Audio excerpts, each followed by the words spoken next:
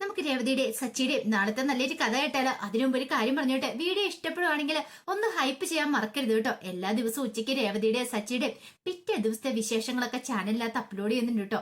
അങ്ങനെ നമ്മൾ നാളത്തെ കഥയെ കാണുന്ന ശ്രുതി ഞെട്ടിപ്പോയി. കാരണം ചന്ദ്രമതി പറഞ്ഞു, ഒരു കാര്യം ചെയ്യാം, ജയിലിൽ പോയി നിന്റെ അച്ഛനെ കാണാം, പിന്നെ കുറച്ച് പൈസയും ചോദിക്കാന്ന്. ദൈവമേ, പെട്ടല്ലോ എന്റെ ഭഗവാനെ. അപ്പോഴേക്ക് ശ്രുതി പറഞ്ഞു, അതമ്മേ അങ്ങനെ പെട്ടെന്നൊന്നും പോയി കാണാൻ പറ്റില്ല എന്ന് പറഞ്ഞു. ആ സമയം ചന്ദ്രമതി ചോദിച്ചു, അതെന്താ? അതിന് കുറച്ച് ഫോർമാലിറ്റീസ് ഒക്കെ ഉണ്ടെന്ന് പറഞ്ഞു. ഒടുവില് ചന്ദ്രമതി പറഞ്ഞു, അത് സാരമില്ല, നമുക്ക് പോയി കാണാന്ന് പറഞ്ഞു. അപ്പോഴേക്കും ശ്രുതി പറഞ്ഞു, വെറുതെ നമ്മൾ അങ്ങോട്ട് ചെന്നിട്ടുണ്ടെങ്കിൽ നമ്മളെ കൂടെ അവരെ അറസ്റ്റ് ചെയ്ത് അകത്തിടൂന്ന് പറഞ്ഞു. അറസ്റ്റ് ചെയ്യുമെന്നോ? ശ്രുതി ചാടി എഴുന്നേറ്റു. എന്റെ അമ്മേ, അങ്ങനെയാണെങ്കിൽ പോവണ്ട. നമ്മളങ്ങോട്ട് പോയിട്ട് നമ്മളെയും കൂടെ പിടിച്ചകത്തിട്ടുണ്ടെങ്കിൽ ശരിയാകത്തില്ല. എനിക്ക് പറ്റില്ല ജയിലിൽ കിടക്കാന് എന്നൊക്കെ ശ്രുതി പറഞ്ഞു. അപ്പോഴേക്കും ചന്ദ്രമതി പറഞ്ഞു, അങ്ങനെയൊക്കെ ഉണ്ടോ മോളെന്ന് ചോദിച്ചു. പിന്നല്ലാതെ. അതെ, ആന്റിക്ക് പണമല്ലേ വേണ്ടത്. പണം ഞാൻ എങ്ങനെ സംഘടിപ്പിച്ചുതരാം. ഒരു കാര്യം ചെയ്യാം, ഒരു 3 ലക്ഷം രൂപ ഞാൻ ഉണ്ടാക്കി തരാന്ന് പറഞ്ഞു. പിന്നെ 2 ലക്ഷം രൂപയുടെ കാര്യം അതാരം മോഷ്ടിച്ചതെന്ന് അറിയില്ലല്ലോ, അതുകൊണ്ട് 3 ലക്ഷം രൂപ ഞാൻ ഉണ്ടാക്കി തരാന്ന് പറഞ്ഞു. അത് കേട്ടപ്പോ ചന്ദ്രമതി പറഞ്ഞു, 3 ഒരു കാര്യം ചെയ്യാം, ആ 2 ലക്ഷം രൂപ ആണല്ലോ ഏതോ കള്ളന്മാര് കൊണ്ടുപോയത്, ആ പണത്തിന്റെ പേരിൽ പോലീസ് ഒരു കംപ്ലൈന്റ് കൊടുക്കാന്ന് പറഞ്ഞു. ദൈവമേ, കംപ്ലൈന്റ് കൊടുത്താൽ താൻ പിടിക്കപ്പെടുമല്ലോ എന്നൊരു ചിന്തയായിരുന്നു ശ്രുതിയുടെ മനസ്സിൽ. ശ്രുതി പെട്ടെന്ന് പേടിച്ചുപോയി. ചന്ദ്രമതി പറഞ്ഞു, മോളെ എത്രയും പെട്ടെന്ന് തന്നെ പണം ഉണ്ടാക്കി തരണം, അല്ല നിനക്ക് എവിടുന്ന പണം? അതൊക്കെ ഞാൻ ഉണ്ടാക്കി തന്നോളാന്ന് പറഞ്ഞു. ചന്ദ്രമതി പിന്നീട് അങ്ങോട്ട് പോയി കഴിഞ്ഞപ്പോ ശ്രുതി ചോദിച്ചു, അല്ല ശ്രുതി, പണം ഇത് എവിടുന്നാന്ന് ചോദിച്ചു. പണമോ? പണം എവിടുന്നാന്ന് നിനക്കറിയാലോ, നിന്റെ അക്കൗണ്ടിൽ പണം കിടപ്പില്ലേന്ന് ചോദിച്ചു. അക്കൗണ്ടിൽ പണോ? പിന്നല്ലാതെ. മുമ്പത്തെ കുറച്ച് അക്കൗണ്ടിൽ പണം ഉണ്ടായിരുന്നല്ലോ, 8-9 ലക്ഷം രൂപ ഉണ്ടായിരുന്നില്ലേന്ന് ചോദിച്ചു. അതൊക്കെ എപ്പോഴേ തീർന്നുപോയി. തീർന്നു പോയെന്നോ? എങ്ങനെ തീർന്നുപോയി? പിന്നെ ഈ കഴിഞ്ഞിടയ്ക്ക് കുറെ ചെലവുകളും കാര്യങ്ങളൊക്കെ വന്നില്ലേ, അഭിലാഷ് സാറിനെ കൊണ്ടുവന്ന് ട്രീറ്റ് കൊടുക്കണ സമയത്തും അതിനുശേഷമൊക്കെ ആയിട്ട്. അപ്പൊ ആ പണം തീർന്നു പോയെന്ന് പറഞ്ഞു.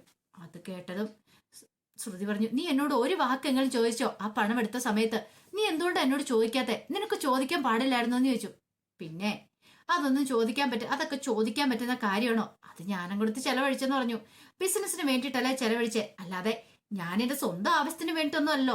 അതിന് നീ ഇത്രമാത്രം ദേഷ്യപ്പെടേണ്ട കാര്യം എന്താ? അല്ല, നീ എന്തിനാ പണം കൊടുക്കാന്ന് പറഞ്ഞേ? എന്നോട് പണത്തിന്റെ കാര്യത്തെ കുറിച്ച് ചോദിച്ചപ്പോ ഞാൻ എന്താ പറഞ്ഞത്? അത് അഭിലാഷ് സാറിന് കൊടുത്തു, അങ്ങനെ ഡീലർഷിപ്പ് എടുക്കാൻ വേണ്ടിട്ട്. ഇനിയിപ്പൊ എന്റെ പൈസ ഒന്നും ഉണ്ടാകത്തില്ലെന്നല്ലേ പറഞ്ഞേ. അപ്പൊ അതുപോലെ തന്നെ നിനക്ക് എന്തെങ്കിലും പറഞ്ഞു നിന്നാ പോരായിരുന്നോ? നീ എന്തിനാ കൊടുക്കാന്ന് വാക്ക് പറഞ്ഞേ? ആന്റി ചോദിച്ചു കഴിയുമ്പോൾ കൊടുക്കാതിരിക്കാൻ പറ്റുമോ? സുധി, നീ എന്താ പറയണേന്ന് ചോദിച്ചു. ഒരു കുറച്ചാള് കഴിയുമ്പോൾ കൊടുക്കാന്നൊക്കെ പറഞ്ഞ് തല ഉരിയ പോരായിരുന്നോ? പിന്നെ എന്നെ കൊണ്ട് അതും പറ്റില്ല എന്ന് പറഞ്ഞു. അങ്ങനെയാണെങ്കിൽ പിന്നെ നീ എവിടുന്നാന്ന് വെച്ചാ കൊടുക്ക്. ഒരു കാര്യം ചെയ്യാം, എന്റെ താലിമാല ഉണ്ടല്ലോ, ഞാനതും കൂടി വിൽക്കാന്ന് പറഞ്ഞു. താലിമാല വിൽക്കാനോ? പിന്നല്ലാതെ. ഇത് വിൽക്കോ പണയം വെക്കോ ചെയ്ത ഞാൻ പണം ഉണ്ടാക്കിക്കോളാം. പക്ഷെ വേറൊരു കാര്യം, നിനക്ക് പ്രോഫിറ്റ് ഉണ്ടായി കഴിയുമ്പോൾ നീ എനിക്ക് വേറെ വാങ്ങിച്ചു തരേണ്ട വരുമെന്ന് പറഞ്ഞു. ശ്രുതി പറഞ്ഞു, ശ്രുതി അത് വേണോ? പിന്നെ അല്ലാതെ വേണം. ഞാനാണോ വാക്ക് പറഞ്ഞിരിക്കുന്നത്? വാക്ക് പറഞ്ഞ പിന്നെ കൊടുക്കാതിരിക്കാൻ എനിക്ക് പറ്റില്ല, കൊടുത്തേ മതിയാവുള്ളൂ എന്ന് ശ്രുതി പറഞ്ഞു. ശ്രുതിക്കാണെങ്കിൽ നല്ല ദേഷ്യവും സങ്കടമൊക്കെ ഉണ്ടായിരുന്നു. ചക്കിന് വെച്ചത് കൊക്കിനുണ്ടെന്നൊരു അവസ്ഥയാ. 2 ലക്ഷം രൂപയ്ക്ക് വേണ്ടി ഇപ്പൊ താലിമാല കൊണ്ട് വെക്കേണ്ടി വരിക. ഇപ്പൊ മൊത്തം 5 ലക്ഷം രൂപ ഉണ്ടാക്കി കൊടുക്കണം എന്നൊരു ചിന്തയായിരുന്നു ശ്രുതിയുടെ മനസ്സിലും. പിന്നീട് ശ്രുതി മീരനെ കാണാൻ ചെല്ലുവാണ്. അങ്ങനെ മീരയോട് കാര്യങ്ങളൊക്കെ സംസാരിക്കുകയാണ്. ആ സമയം മീര പറഞ്ഞു, എടി കർമ്മഫലം ഒന്നുണ്ടെന്ന് പറഞ്ഞു. അതാ നീ ഇപ്പൊ അങ്ങനെ പറഞ്ഞേ? അല്ല, ബൂമറാങ്ക് പോലെ തിരികെ നിനക്കിട്ട് തന്നെ കിട്ടിയില്ലേന്ന് ചോദിച്ചു. നീ സച്ചിയെയും രേവതിയും കൊടുക്കാനായിട്ട് നോക്കി, ഒടുവിൽ നിനക്കിട്ട് തന്നെ പണി കിട്ടിയല്ലേന്ന് ചോദിച്ചു. നീ ഇപ്പൊ എന്താ സച്ചിയുടെയും രേവതിയുടെ ഒപ്പമാണെന്ന് ചോദിച്ചു. അല്ല, ഞാൻ അങ്ങോട്ട് പറഞ്ഞ ഈ 5 ലക്ഷം രൂപ ഉണ്ടാക്കി കൊടുക്കണമെന്ന് പറഞ്ഞു. 5 ലക്ഷം രൂപ ഉണ്ടാക്കി കൊടുക്കണമെന്നാ ആന്റിയോട് പറഞ്ഞിരിക്കുന്ന അങ്കിള്. അതിന് അവരിപ്പോ എവിടുന്ന് 5 ലക്ഷം രൂപ ഉണ്ടാക്കും? അതാ എനിക്കറിയില്ലാതെ. അത് മാത്രല്ല, ആ 2 ലക്ഷം രൂപയുടെ കാര്യത്തില് ഒരു തീരുമാനം ഉണ്ടാക്കണം, അല്ലെങ്കിൽ പണി വാളൂന്ന് പറഞ്ഞു. അതെന്തിനാ? അല്ല, അവര് കൊണ്ടേ കംപ്ലൈന്റ് കൊടുത്തിട്ടുണ്ടെങ്കിൽ എന്നെയല്ലേ പിടികൂടുന്നത്, ഞാനല്ലേ പെട്ടുപോകുന്നേന്ന് ചോദിച്ചു. അത് കേട്ട് കഴിഞ്ഞപ്പോ മീരോള്, ശരിയാ, നിന്നെ മിക്കാറും പിടികൂടും, പോലീസ് കംപ്ലൈന്റ് കൊടുത്താൽ പിടികൂടും എന്ന് പറഞ്ഞു. ഇനിയിപ്പോ എന്ത് ചെയ്യണമെന്ന് എനിക്കറിയില്ല, ഞാൻ ആകെപ്പാടെ കിടന്ന് വിഷമിക്കുക ഈ പണം ഉണ്ടാക്കാൻ വേണ്ടിട്ട്. അപ്പോഴേക്കും മീര പറഞ്ഞു, ഇതുപോലെ തന്നെ ആയിരുന്നില്ലേ രേവതി സച്ചി? വക്കീലിന് കൊടുക്കാൻ പണം ഉണ്ടാക്കാൻ വേണ്ടി കിടന്ന് ഓടിപ്പാഞ്ഞ് നടന്നില്ലേ? അതല്ല ആര് കാരണമാ? നീ ഉണ്ടാക്കിയ പ്രശ്നം കാരണമല്ലേ? ഓഹോ, അപ്പൊ നിനക്ക് ഇപ്പോഴും സച്ചി മീരയാണ് വലുതല്ലേ? എടി, വലുതെന്നല്ല, ഞാനുള്ള കാര്യം അങ്ങോട്ട് പറഞ്ഞെന്നുള്ളൂ. വേണ്ട, നീ കൂടുതലൊന്നും പറയണ്ട. അപ്പോഴേക്കും മീര വെച്ച്, നിന്റെ ഉദ്ദേശം എന്താ? നീ എന്ത് ചെയ്യാൻ പോവാ? ഞാൻ നോക്കിയിട്ട് വേറൊരു വഴിയും കാണുന്നില്ല. താലിമാല കൊണ്ട് വിൽക്കണം. താലിമാല വെക്കാനാ. അതെ, താലിമാല വിറ്റ് വേറൊരു മാലയും കൂടെ ഉണ്ട്, അതുകൂടെ കൊടുത്തിട്ട് പണം ഉണ്ടാക്കണം എനിക്ക്. അങ്ങനെ ആ പൈസ കൊടുക്കണമെന്ന് പറഞ്ഞു. പൈസ 5 ലക്ഷം രൂപ കൊണ്ടേ കൊടുക്കാനോ? 5 ലക്ഷം കൊണ്ടേ നേരിട്ട് കൈ കൊടുക്കാൻ പറ്റില്ല ആന്റിയുടെ കയ്യിൽ. 3 ലക്ഷം രൂപ ആന്റിയുടെ കൈ കൊണ്ടേ കൊടുക്കും. പിന്നെ 2 ലക്ഷം രൂപയുടെ കാര്യത്തിൽ ഒരു തീരുമാനം ഉണ്ടാക്കണം. ഭാമാന്റിയുടെ അടുത്തേക്ക് എല്ലാം ചില പ്ലാനുകളും കാര്യങ്ങളൊക്കെ എന്റെ മനസ്സിലുണ്ടെന്ന് പറഞ്ഞു. അല്ല, നിന്റെ കയ്യിൽ എന്താ പ്ലാൻ ഉള്ളതെന്ന് ചോദിച്ചു. അതൊക്കെയുണ്ട്. 2 ലക്ഷം രൂപ ഞാൻ ഭാമാന്റിയുടെ കൊണ്ടേ കൊടുക്കും. എന്നിട്ട് പിന്നെ വേണ്ട എന്താന്ന് വെച്ചാൽ ഞാൻ ചെയ്യും. എന്നാൽ ഈ പ്രശ്നത്തിനൊരു പരിഹാരം ഉണ്ടാകത്തുള്ളൂ എന്ന് പറഞ്ഞു. അത് കേട്ടപ്പോ മീര പറഞ്ഞു, ആ എന്താന്ന് വെച്ചാ നീ അതിന്റെ മട്ടം പോലെ ചെയ്യുക. ഇനിയിപ്പൊ ഞാൻ എന്ത് പറയാനായിട്ടാ? നീ ആയിട്ട് വരുത്തി വെച്ച ഓരോ കാര്യങ്ങളല്ലേ എന്ന് പറഞ്ഞു. അങ്ങനെ ഒടുവില് നാണം കെട്ട് ശ്രുതി ഭാമയുടെ അടുത്തേക്ക് ചെല്ലുവാണ്. പിന്നീട് ഭാമ ചോദിച്ചു, എന്താ മോളെ നിന്റെ മുഖമൊക്കെ എന്താ വല്ലായിരിക്കണേ? ഓ ഒന്നുമില്ല ആന്റി, എന്തോ കാര്യമായിട്ട് പ്രശ്നമുണ്ടല്ലോ, എന്തു പറ്റി? ഒന്നുമില്ല, ഞാൻ ആന്റിയെ കാണാൻ വേണ്ടി വന്ന. എന്താ മസാജ് ചെയ്യാനാണെന്ന് ചോദിച്ചു. ഓ മസാജ് ചെയ്യാനുള്ള മൂടൊന്നും ഇല്ല ആന്റി. ഇപ്പൊ ശരിക്കും പറഞ്ഞാല് എനിക്കാണ് മസാജ് ചെയ്തണ്ടേ. കാരണം എനിക്ക് എന്റെ തലയൊക്കെ പൊട്ടിപ്പൊടുക, തലവേദന എടുത്തിട്ട് ഓരോരോ പ്രശ്നങ്ങൾ ഇങ്ങനെ വന്നുകൊണ്ടിരിക്കുമല്ലേ. അപ്പോഴേക്കും ഭാമ പറഞ്ഞു, എനിക്കും അതുപോലെ തന്നെയാ. ചന്ദ്രമതി കാരണം എനിക്ക് ഒരു സമാധാനം ഇല്ലാത്തൊരവസ്ഥയാ. ഇവ പണത്തിന്റെ കാര്യത്തിലാണെങ്കിലും മോൾക്ക് അറിയാവുന്നല്ലേ. അപ്പോഴേക്കും ശ്രുതി പറഞ്ഞു, അതെ പണത്തിന്റെ കാര്യത്തിൽ തന്നെ. അച്ഛനാണെങ്കിൽ ആന്റിയോട് പറഞ്ഞിരിക്കുക 5 ലക്ഷം രൂപ ഉണ്ടാക്കി കൊടുക്കണമെന്ന് രേവതിക്ക്. 5 ലക്ഷം രൂപയോ? അതേന്ന് 5 ലക്ഷം രൂപ ഉണ്ടാക്കി കൊടുക്കണമെന്ന് പറഞ്ഞിരിക്കുക. ആന്റി ആകെപ്പാടെ വിഷമിച്ചിരിക്കുക. ആന്റിയുടെ സങ്കടം കണ്ടു കഴിഞ്ഞപ്പോ എനിക്ക് സഹിച്ചില്ല എന്ന് പറഞ്ഞു. അതിനിപ്പോ എന്ത് ചെയ്യാൻ പറ്റും മോളെ? പണം ഉണ്ടാക്കി കൊടുക്കാൻ പറ്റുന്ന കാര്യമാണോന്ന് ചോദിച്ചു. അതെ, ആന്റിയോട് മന്നെ പൈസ ചോദിച്ചായിരുന്നു. ഞാൻ നോക്കിയിട്ട് വേറൊരു നിവൃത്തിയും കണ്ടില്ല. എന്നിട്ടോ മോൾ എന്ത് ചെയ്തു? എന്ത് ചെയ്യാനാ? ആന്റി ഇത് നോക്കാൻ പറഞ്ഞു. അതും പറഞ്ഞിട്ട് താലിച്ചെയിൻ അങ്ങോട്ട് കാണിക്കുവാണ്. ഇതെന്താ പുതിയ താലിച്ചെയിൻ വാങ്ങിയോ? ഏയ് പുതിയതൊന്നുമല്ല, ഇത് ഗോൾഡ് കവറിംഗ് ആന്ന് പറഞ്ഞു. ഗോൾഡ് കവറിങ്ങോ? അതെ. അല്ല മോളെ നീ എന്തിനാ ഗോൾഡ് കവറിങ് ഇട്ടോണ്ട് നടക്കുന്നേ? സുധി നല്ല ഒന്നാം തന്നെ കട വെച്ചോണ്ടിരിക്കുന്നു. നിനക്ക് നല്ല വരുമാനം കാര്യങ്ങളൊക്കെ ഉണ്ട്. പിന്നെ നീ എന്തിനാ ഇത് ഇട്ടുകൊണ്ട് നടക്കുന്നേ? അതെ, മുമ്പത്തെ എന്റെ താലിമാല പോലത്തെ ഒരു താലിമാല ഇത്. മുമ്പത്തെ എന്റെ താലിമാല ഞാൻ കൊണ്ട് വിറ്റെന്ന് പറഞ്ഞു. വിറ്റെന്നോ? എന്തിന്? ആന്റി ഞാൻ പറഞ്ഞില്ല കുടുംബത്തിൽ കുറെ പ്രശ്നങ്ങളൊക്കെ ഉണ്ടെന്നോ, ഒരു സമാധാനം ഇല്ലാത്ത അവസ്ഥയാണ്. അങ്കിൾ ആന്റിയോട് പറഞ്ഞിരിക്കുക എന്താണെന്നറിയാം 5 ലക്ഷം രൂപ ഉണ്ടാക്കി കൊടുത്തില്ലെങ്കിൽ അങ്കിൾ ജോലിക്ക് പോകുന്നു. എവിടെയെങ്കിലും ജോലി ചെയ്ത് അങ്കിൾ ആ പൈസ ഉണ്ടാക്കി കൊടുക്കൂന്ന്. അത് കേട്ട് കഴിഞ്ഞപ്പോ ആന്റിക്ക് സഹിച്ചില്ല. ആന്റിക്ക് ഭയങ്കര സങ്കടമായി. ഞാൻ നോക്കിയപ്പോ വേറൊരു മാർഗം കണ്ടില്ല.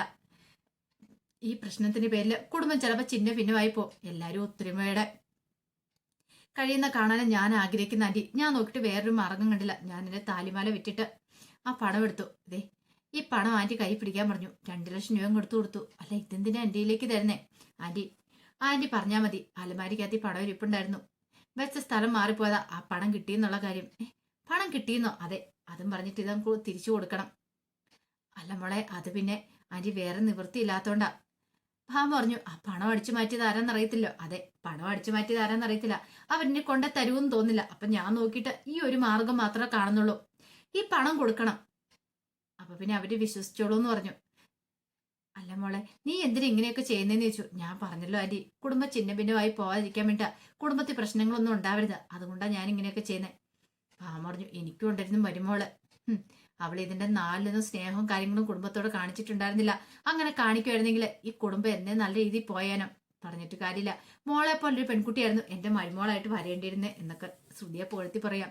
ശ്രുതി മനസ്സിൽ പറഞ്ഞു, ഞാൻ വന്നായിരുന്നേ കാണായിരുന്നു എന്നൊരു ചിന്തയായിരുന്നു ശ്രുതിയുടെ മനസ്സിൽ. പിന്നീട് ശ്രുതി പറഞ്ഞു, ഞാൻ ഇറങ്ങും ആന്റി. ബാക്കി 3 ലക്ഷം രൂപ കൂടെ ആന്റിയെ കൊണ്ടേ കൊടുക്കണം. എന്നിട്ട് വേണം പ്രശ്നങ്ങളൊക്കെ ഒന്ന് സോൾവ് ചെയ്യാനായിട്ട്. വലിയൊരു പ്രശ്നം ഒഴിവാക്കാൻ വേണ്ടി ഞാൻ ഇങ്ങനെയൊക്കെ ചെയ്യണേന്ന് പറഞ്ഞു. അത് കേട്ട് കഴിഞ്ഞപ്പോ ഭാമ പറഞ്ഞു, മോളുടെ മനസ്സ് നല്ലതാ, നല്ല മനസ്സിന്റെ ഉടമയാ മോള്. അതുകൊണ്ടാ മോൾക്ക് ഇങ്ങനെയൊക്കെ തോന്നേ. മോളി കുടുംബത്തിന്റെ ഐശ്വര്യം തന്നെയാണ്. അല്ലായിരുന്നെങ്കിലോ ശരിക്കും മോൾ എനിക്ക് മരുമോളായിട്ട് വരേണ്ടതായിരുന്നു. ഞാനായിരുന്നല്ലോ മോളെ ചന്ദ്രമതിയുടെ മരുമോളാക്കിയത്. എന്തുകൊണ്ടും നല്ലത് തന്നെയാ, എന്റെ മികച്ച തീരുമാനമായിരുന്നു. അങ്ങനെയൊക്കെ പറഞ്ഞുകൊണ്ട് ഭാമ ശ്രുതിയെ പുകഴ്ത്തുന്നുണ്ട്. ശ്രുതി ശരിയെന്നും പറഞ്ഞുകൊണ്ട് നേരെ വീട്ടിലേക്ക് പോരുവാണ്. കുറച്ച് കഴിഞ്ഞപ്പോ സച്ചി വീട്ടിലേക്ക് വന്നിട്ട് രവീന്ദ്രനോട് ചോദിച്ചു, അച്ഛന് അശോകനങ്ങളോട് ജോലിയുടെ കാര്യം പറഞ്ഞായിരുന്നു എന്ന് ചോദിച്ചു. ഞാൻ പറഞ്ഞായിരുന്നു, എനിക്കൊരു ജോലി വേണമെന്ന് പറഞ്ഞായിരുന്നു. എന്തിനാച്ചാ, അതിന്റെ ആവശ്യം എന്താന്ന് ചോദിച്ചു. അപ്പോഴേക്കും രേവതി ഒന്ന് ചോദിച്ചു, അച്ഛൻ റിട്ടയർമെന്റ് ആയതല്ലേ, ഇനിയിപ്പൊ അച്ഛന് റിട്ടയർ ആയി കഴിഞ്ഞതിന് ശേഷം വീട്ടിലിരുന്നാ പോരെ, ജോലിക്ക് പോകേണ്ട കാര്യമുണ്ടോ? പോണോടാ, നമ്മുടെ ഈ പൈണ വേണം. അത് മാത്രല്ല 5 ലക്ഷം രൂപ നിനക്ക് ഉണ്ടാക്കി തരാമെന്ന് ഞാനല്ലേ വാക്ക് പറഞ്ഞേക്കണമെന്ന് ചോദിച്ചു. അപ്പോഴേക്കും സച്ചി പറഞ്ഞു, അതിന്റെ ആവശ്യമൊന്നുമില്ല അച്ഛാ, പണം വേണ്ടെന്ന് ഞങ്ങൾ അപ്പോഴേ പറഞ്ഞില്ലെന്ന് ചോദിച്ചു. അതൊന്നും പറഞ്ഞിട്ട് കാര്യമില്ല, പണം തരണം. നമ്മൾ അധ്വാനിക്കാതെ വെറുതെ വീട്ടിൽ ഇരുന്നിട്ട് കാര്യമില്ല എന്ന് പറഞ്ഞു. രേവതി പറഞ്ഞു, ആയ കാലത്ത് അധ്വാനിച്ചതല്ലേ അച്ഛാ, ഇനി കുറച്ചാള് വീട്ടിൽ ഇരുന്ന് അച്ഛൻ റെസ്റ്റ് എടുക്കാൻ പറഞ്ഞു. അപ്പോഴേക്കും രവീന്ദ്രൻ പറഞ്ഞു, വീട്ടിൽ ഇരുന്നിട്ടുണ്ടെങ്കിൽ മടി പിടിച്ചു പോകും മോളെ, അത് സാരമില്ല, ജോലിക്ക് പോണ രാവിലെ പോയിട്ട് വൈകുന്നേരം വന്നാൽ മതിയല്ലോ. വീട്ടിൽ വെറുതെ ഇരിക്കുന്നതുകൊണ്ട് രാത്രി ശരിക്കും ഉറക്കം പോലും ഇല്ല. എന്തേലും ജോലിക്ക് പോവാണെങ്കിൽ വൈകുന്നേരം വന്ന് സുഖമായിട്ട് കിടന്നുറങ്ങാം, ഒന്നിനെ കുറിച്ച് ചിന്തിക്കത്ത് പോലും ഇല്ലാന്ന് പറഞ്ഞു. അപ്പോഴേക്കും ചന്ദ്രമതി അങ്ങോട്ട് വന്നു. ചന്ദ്രമതി വന്നിട്ട് പറഞ്ഞു, അതെ, രവിയേട്ടന് ജോലിക്ക് പോകാൻ താല്പര്യമാണെങ്കിൽ രവിയേട്ടൻ ജോലിക്ക് പോട്ടെ, നീ എന്തിനാ തടയണേന്ന് ചോദിച്ചു. ആ സമയം സച്ചി പറഞ്ഞു, അച്ഛൻ ഇനിയും ജോലിക്ക് പോകാനായിട്ടാ, അച്ഛൻ റിട്ടയർ ആയതാ, അച്ഛൻ വീട്ടിൽ ഇരുന്നാ മതി എന്ന് പറഞ്ഞു. റിട്ടയർ ആയെന്ന് വെച്ചിട്ട് ജോലിക്ക് പോകാണ്ടിരിക്കേണ്ട കാര്യമൊന്നുമില്ലോ. ആ സമയം രവീന്ദ്രൻ പറഞ്ഞു, ഞാൻ ജോലിക്ക് പോകുന്നത് എന്തിനാണെന്നറിയാലോ, സച്ചിക്കും രേവതിക്കും കൊടുക്കാനുള്ള പണം കൊടുക്കണം, 5 ലക്ഷം രൂപ, അത് കൊടുക്കാതിരിക്കാൻ പറ്റില്ല എന്ന് പറഞ്ഞു. ഇത് കേട്ടപ്പോ രേവതി പറഞ്ഞു, അച്ഛാ, അതിനു വേണ്ടി അച്ഛൻ ജോലിക്കൊന്നും പോണ്ട, ഞങ്ങൾ പറഞ്ഞല്ലോ ഞങ്ങൾക്ക് പണം വേണ്ടെന്ന്. എനിക്കറിയാം നിങ്ങൾ കഷ്ടപ്പെട്ട് ബുദ്ധിമുട്ടി ഉണ്ടാക്കിയ പണമാന്ന്, പക്ഷേങ്കിൽ ആ പണം തിരിച്ചു തന്നില്ലെങ്കിൽ എനിക്ക് ഭയങ്കര ബുദ്ധിമുട്ടാവും. ചന്ദ്ര ചെയ്ത തെറ്റാണ്, എനിക്കെങ്കിലും തിരുത്തിയാൽ മതിയാവുള്ളൂ എന്ന് പറഞ്ഞു. ചന്ദ്രമതിക്ക് എന്ത് ചെയ്യണമെന്ന് അറിയത്തില്ല, കാരണം ആ തടിയേറ്റ പോലെ ചന്ദ്രമതി ഇങ്ങനെ നിൽക്കുകയാണ്. അപ്പോഴേക്കുമാണ് ശ്രുതി അങ്ങോട്ടേക്ക് വരുന്നത്. ശ്രുതിയെ കണ്ടു കഴിഞ്ഞപ്പോൾ ചന്ദ്രമതി ചോദിച്ചു, മോളിത് എവിടെ പോയതായിരുന്നു ചോദിച്ചു. ഞാൻ പുറത്തു വരെ പോയതായിരുന്നു ആന്റി. അല്ല, ശ്രുതി വന്നില്ലെന്ന് ചോദിച്ചു. അവൻ മുറിയിലുണ്ടെന്ന് പറഞ്ഞു. അങ്ങനെ ശ്രുതി മുറിയിലേക്ക് അങ്ങോട്ട് ചെന്നു. മുറിയിലേക്ക് ചെന്ന് കഴിഞ്ഞിട്ട് ശ്രുതിയോട് പറഞ്ഞു, ഇതാ പണം എന്നും പറഞ്ഞിട്ട് പണം എടുത്ത് കൊടുക്കുവാണ്. അല്ല, ഇതെവിടുന്നാ പണം? അതെ, എന്റെ താലിമാല ഞാൻ വിറ്റെന്ന് പറഞ്ഞു. അപ്പൊ നിന്റെ കഴുത്തെ താലിമാല ഉണ്ടല്ലോ, അത് ഡ്യൂപ്ലിക്കേറ്റാ, ഗോൾഡ് കവറിംഗ് ആന്ന് പറഞ്ഞു. ഇത് കൊണ്ടേ അമ്മയുടെ കൈ കൊടുക്കാൻ പറഞ്ഞു. രേവതിക്കും സച്ചിക്കും കൊടുക്കാൻ വേണ്ടിട്ട്. കൊടുക്കണോ ശ്രുതി എന്ന് ചോദിച്ചു. കൊടുക്കാതിരിക്കാൻ പറ്റില്ല, എനിക്ക് പറ്റില്ല, നാണം കെടാനെന്ന് പറഞ്ഞു. ഒടുവില് കൊടുക്കാനായിട്ട് ശ്രുതി ഹാളിലേക്ക് ചെല്ലുവാണ്. ചെന്ന് കഴിഞ്ഞപ്പോഴത്തേനും സച്ചി രവീന്ദ്രനോട് പറഞ്ഞു, അച്ഛൻ ഇനി ജോലിക്കൊന്നും പോകണ്ട, എന്താന്ന് വെച്ചാൽ ഞങ്ങൾക്കറിയാം, ഞങ്ങൾ ചെയ്തോളാം എന്നൊക്കെ പറഞ്ഞു. അപ്പോഴേക്ക് ശ്രുതി പറഞ്ഞു, ഈ പണത്തിന്റെ വലിയ പ്രശ്നം ഉണ്ടാകുന്നേ, ഇന്ന് ആ പണം 3 ലക്ഷം രൂപയുണ്ടെന്ന് പറഞ്ഞു. അത് കേട്ടപ്പോ ചന്ദ്രമതിയുടെ കണ്ണയ്ക്കും തുടങ്ങി. 3 ലക്ഷം രൂപ അമ്മയുടെ ഇതിലേക്ക് തരുക, പിന്നെ 2 ലക്ഷം രൂപ അതാരണ്ട് അടിച്ചു മാറ്റിക്കൊണ്ട് പോയതല്ലേ, അതാരെന്ന് വെച്ചാ തരട്ടെ, അല്ലെങ്കിൽ പോലീസ് കംപ്ലൈന്റ് കൊടുത്തു കഴിയുമ്പോഴത്തേനും ആ പണം കിട്ടിക്കോളൂ എന്നൊക്കെ പറയണം. അത് കേട്ട് കഴിഞ്ഞപ്പോ ചന്ദ്രമതി പറഞ്ഞു, 3 ലക്ഷമെങ്കിൽ 3 ലക്ഷം. പിന്നീട് രേവതിയോട് പറഞ്ഞു, ഇതാ പണം എന്ന് പറഞ്ഞു. രേവതി പണം മേടിക്കാൻ കൂട്ടാക്കിയില്ല. രവീന്ദ്രൻ പറഞ്ഞു, മേടിച്ചോ മോളെ, നിങ്ങൾ അധ്വാനിച്ചുണ്ടാക്കിയ പൈസയാ നിങ്ങളുടെ കയ്യിൽ നിന്ന് പോയിരിക്കുന്നത്, അത് തിരിച്ചു കിട്ടി കഴിയുമ്പോൾ സന്തോഷത്തോടുകൂടി വാങ്ങുമല്ലേ ചെയ്യേണ്ടതെന്നൊക്കെ ചോദിച്ചു. ചന്ദ്രമതിക്ക് സങ്കടവും ദേഷ്യമായി. വടി കൊടുത്ത് അടി വാങ്ങിയൊരു അവസ്ഥയായിപ്പോയി ചന്ദ്രമതി. ഇത്രയ്ക്ക് പ്രതീക്ഷയില്ല തന്റെ തലയ്ക്ക് നട്ടപ്പുറം ഇങ്ങനെ ഒരു പണി കിട്ടുമെന്നുള്ള കാര്യം. അതുപോലെ തന്നെയായിരുന്നു ശ്രുതിക്ക് ഒരിടത്ത് നിൽക്കളി ഇല്ലാതെ വന്ന് അവസാനം താലിമാല വരെ പൊട്ടിക്കേണ്ടതായിട്ട് വന്നു. അപ്പൊ അതിന്റെ വിശേഷങ്ങളൊക്കെ നമ്മൾ നാളെ കാണാൻ പോകുന്നത്. ആ വിശേഷങ്ങൾക്കായി നമുക്ക് എല്ലാവർക്കും കാത്തിരിക്കാട്ടോ. ഒരിക്കൽ കൂടി എല്ലാവർക്കും ശുഭദിനം നേർന്നോടെ നിർത്തുന്നു. നന്ദി.